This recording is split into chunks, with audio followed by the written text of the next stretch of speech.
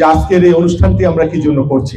আমাদের যে বর্তমান যে প্রধানমন্ত্রী আছেন, মাননীয় প্রধানমন্ত্রী জনাব তারেক রহমান, উনি দেশের প্রধানমন্ত্রী হওয়ার পরে সর্বপ্রথম আমাদের এই দেশটিকে একটি সুন্দর পরিচ্ছন্ন দেশ হিসেবে গড়ে তোলার জন্য চিন্তা করছেন।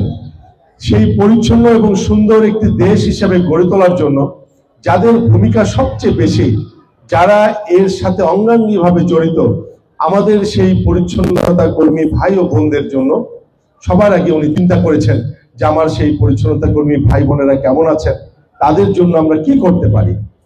আপনারা জানেন যে আমাদের আসলে অনেক কিছু ইচ্ছা করে, আমাদের কাছে মানুষের প্রত্যাশা অনেক, কিন্তু আমাদের সম্পদ সীমিত।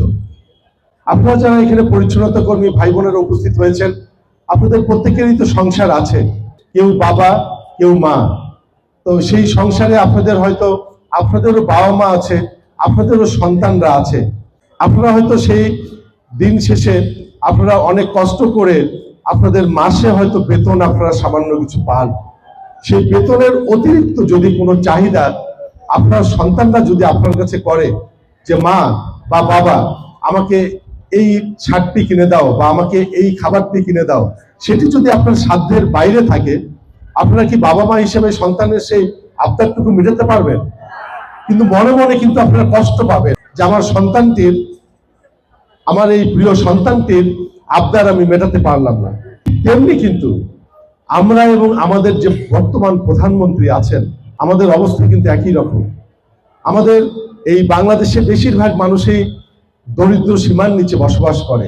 আমাদের সামাজিক দারিদ্রতার নিচে, আমাদের সম্পদ কম, কিন্তু মানুষের চাহিদা অনেক।